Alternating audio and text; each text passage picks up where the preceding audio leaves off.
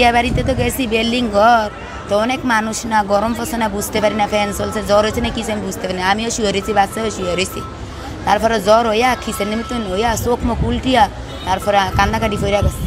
তারপরে বাথরুমে গিয়া মাথা ধোয়াইছি বাচ্চারা, আমি গিয়া অনেক মানুষ আসছে সিকুরের ঠেলায়। বাচ্চা অসুস্থ আছিল, কালকে থেকে কাশ আসছিল, কাশ আর বুকের ভিতরে গ্যাদ গ্যাদাইছে, মানে দম ফালাইতে পারে না। তো ডাক্তারে বলছে ভর্তি দিছে, এদিকে ভর্তি রয়েছি। গরমে ঠান্ডায় আর কি ইয়ে লাগছে, ঠান্ডা লাগছে আর কি। এখন ওই কাশ বেশি, তারপরে এই ঠান্ডা বেশি, দম পালাইতে পারে না, শ্বাস নিঃশ্বাস। পরে আজকে আবার দেখছে ডাক্তারে, আজকে আবার ওষুধ দিচ্ছে। একটু গরম বেশি পড়ে, গরম ঠান্ডা থেকে আর কি বাচ্চা জ্বর সর্দি কাশি ঠান্ডা লেগে আছে আর কি। হসপিটালে আনছে চিকিৎসা করে দিয়েছে, আল্লাহ দিলে একটু ভালো গেছে। আমাদের শিশু ওয়ার্ডের সিট সংখ্যা আছে 42 জন, এখন রানিং রুগী আছে 170 জন, আমাদের স্টাফ আছে 4 জন।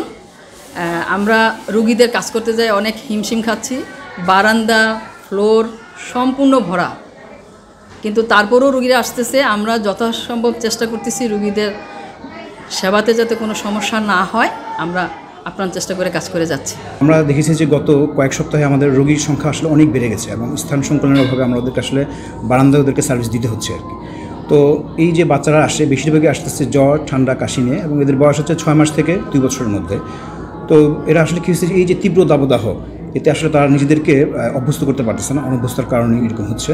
তো আমাদের অনুরোধ থাকবে যে স্বজনদের প্রতি, যে তারা যাতে বাচ্চাদেরকে একটু ছায়াযুক্ত স্থানে রাখে এবং হচ্ছে শুধুমাত্র পারিবারিক খাবার খাওয়ায় এবং ঘন ঘন বুকের দুধের পাশাপাশি ঘরোয়া খাবার খাওয়ায়, পানি খাওয়ায়, গা মুছে দেয়, পোশাক পরিবর্তন করে দেয়।